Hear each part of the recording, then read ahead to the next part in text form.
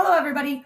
Welcome back to day 3 of water safety. My name is Betka-Frank, and I am the swim teacher at St. Augustine Prep, and I run a program at night called Schrader Swim School that we teach swim lessons and water safety to the community and surrounding areas. Okay, so today we are going to go over how to save a friend without jumping into the water and becoming a victim yourself. Okay, so we're going to teach you guys some reaching and throwing assist skills. And instead of jumping in to save your friend, you're going to reach or throw something to them. Okay, so I am going to share my screen right now so that I can show you guys what we're going to go over.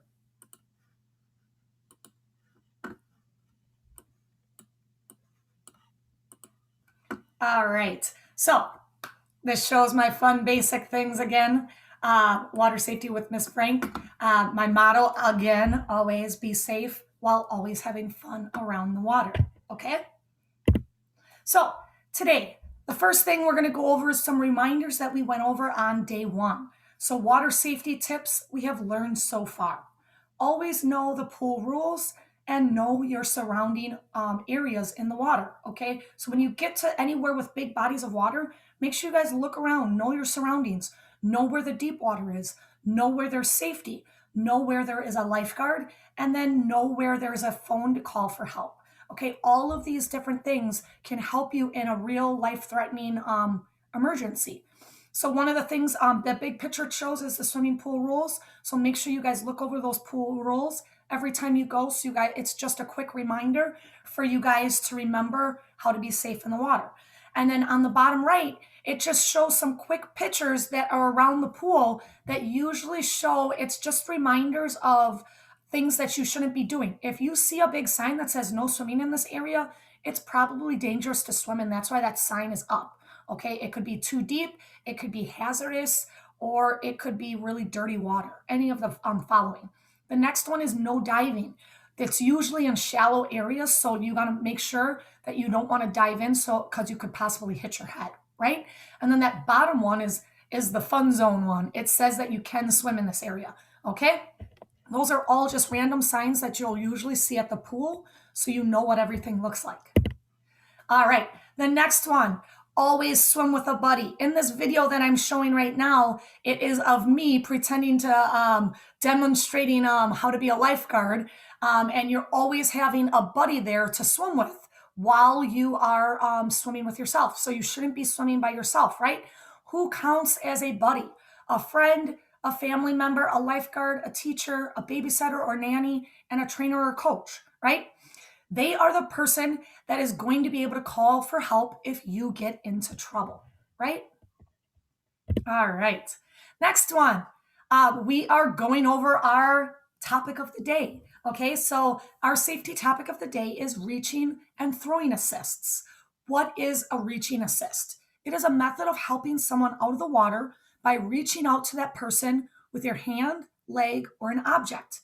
A throwing assist is a method of helping someone out of the water by throwing a floating object with a line attached. The goal is to not jump in the water to try to save the person. But why? Does anybody know why you guys wouldn't want to jump in to save that person? Yeah, it's so you guys don't become a victim, right? The whole goal is, as you guys can see in this picture, she's not long enough to reach that person, so she reaches out her leg while she's still holding on to that ladder so she doesn't get pulled in too. Then that person can grab her leg and she can bring them into safety, okay? Your goal is to keep throwing things or reaching for them so that they don't go underwater. Once they go underwater, you need to call for help because that means they're drowning even more at that point and they could possibly die underwater because they can't breathe. Okay, you don't want to try to jump in to save someone because you will become a second victim. Okay, so you can reach them something, and if they're too far to reach, you would throw something. Okay, all right. Who would perform a reaching or a throwing assist? Your buddy you are swimming with, a lifeguard, a friend, a teacher, a stranger, anybody that is there or nearby you can perform the reaching or the throwing assist. As you guys can see in this video, that little girl just saved her little brother by just reaching a noodle and pulling them into safety. Okay. When would you use a reaching or a throwing assist? It is usually when a person is struggling above the water and needs help. So if they're helping, screaming for help and they're moving their arms all around, that means that you need to help save them. Okay. You want to keep reaching or throwing something to them, like I said before, while they're still above water. Because once they go underwater, they can't reach or grab onto anything anymore because they're already underwater. So they're submerged. And then the last thing, why would you use a reaching or a throwing assist? Because you're not a trained lifeguard or you're not a good enough swimmer yet to help save another person who is struggling in the water. Even really good swimmers who are adults or teenagers could still struggle if they're not trained how to save somebody properly. Okay, when somebody's drowning, they don't care what comes to get them. They're going to try to jump onto you and just grab on for dear life. That means they're probably going to give you a big bear hug when you come to save them. And then your arms and your legs are going to be strapped down like this because they're giving you a big hug. And if you don't know how to get out of it or swim like that, you're going to go under with them. Okay. So this is why these reaching and throwing assists are really important to know. All right.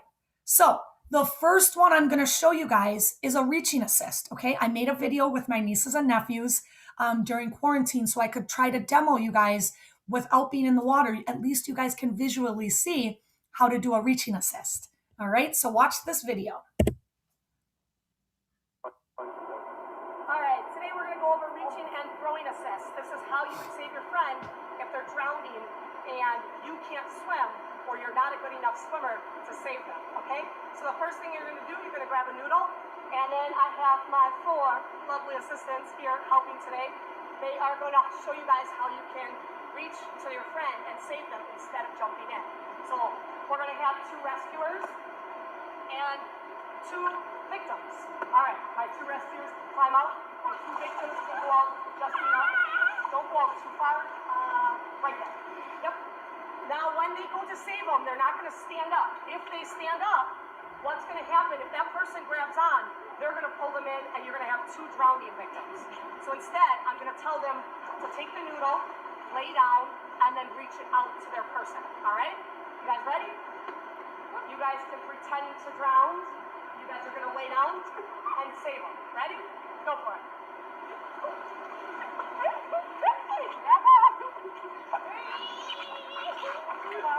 All right, good. Switch positions. Try to save their other friend. All right, make sure you guys are laying down so you don't get pulled into the water. Save them. You guys have to be active victims. You guys have the same grandma, right? Go for it.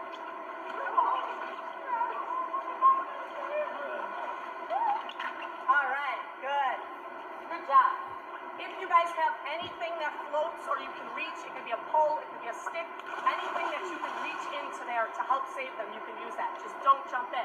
If they're too far, you can also lean into the water like Kendall is right now, and she can hold on to the wall and reach to her victim that way, okay? The next one we're going to show is throwing assist. All right, so that was the reaching assist, right? They're practicing this so they can be good at it if they ever need to really actually use it. They're just demoing what they would do in a practice scenario. That was just a noodle. Like I said, you can use whatever you need to use. All right, the next one is a throwing assist. They're too far to reach something, so I'm trying to throw it to them instead. All right, the next one we're doing is the throwing assist. So basically anything in here that you can throw to the victim so you don't have to jump in is what you're going to do to save them. So I'm going to start with the noodle, and I'm going to show you guys how you would throw the noodle. So I'm going to have Kendall go out to the flag so I can go save her. All right, so remember, if you don't throw the big correct thing to them in the right way, it's not going to get to her. So Kendall can't swim. So if I throw the noodle like this, she's still going to be drowning. So then I can grab another thing and try it again. You're going to throw it where you aim it at them and you throw it like a dart or a pencil so it gets to them. Grab on, and then you can have her swim to the side. So as she swims to the side, we're going to have somebody else go, and I'm going to show you guys all the different things that you guys can save them. All right, Isaiah, you're going to go out. I'm going to save you with the barbell. Remember, you're not trying to knock them out. You're trying to save them. right? So now I'm going to throw this to Isaiah, and I hope it gets there. Whoa, somehow he can stand and he managed to do it. Okay, again, you're not trying to knock them out, but you're throwing as much as you can to try to save them and keep them above water versus sinking to the bottom. All right, Jeremiah, you're going to go out and try to save me with this. All right, again, don't try to knock them out. This doesn't work very often, but if this is all you have to save them with, you're going to do this. All right, oh, that managed to get there. All right, perfect. All right, last one, Christian. I'm going to save him with this lifeguard tube. Most pools have these lifeguard tubes. So you're going to try to do it where you bring it out, grab just the end of the rope. He might be a little bit too far, but I'm going to try and see if I can make it there. This only goes so far, so I'm not going to be able to save him with this. Grab on! Yeah. All right, you probably wouldn't have normally been able to do that if you can't swim. But again, you're going to pull, have a good grip, so you don't fall in. All right, my last one. Every pool has these. It is a ring buoy, all right? You're going to take this and unwind it, and I'm going to hold on. I'm going to step onto the buoy part. I'm going to unwind it as much as I can. All right, you want to be my victim? All right, Christian, go out there. And I'm making sure I'm only standing on this one part so I don't fall in with it. Same thing, you're shooting it out there to make sure that they can grab on. You don't want to go too short because then it's not going to get to them, right? So if you mess up, you just pull it back in with the rope. Throw it out. Once he grabs on, grab on. He doesn't have to go in it, he just has to grab on. And then I can pull him in, right? This one's the fun one that kids like to do. All right. Now I'm going to have them each come out and demonstrate, and they can practice themselves, all right? So grab partners and come on over. All right, you guys can practice doing this. Two of you guys stay out there, and then the other two can practice throwing, okay? Practice these guys first. All right? See if you can get to them. Yeah, practice with those two, and you practice with these two.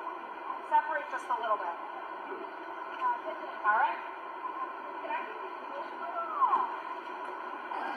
All right, good. Now try your other one. See if you can get it to them. Good, good. That was hard. Make sure you don't fall in yourself, right? All right. Christian's going to try to do the last one. All right? So you're going to find the end part of it, right? Step on it, and then throw it in. Make sure it's not anything else around you.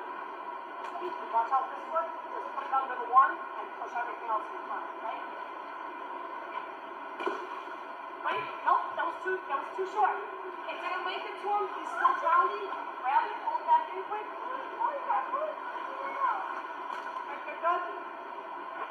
Good.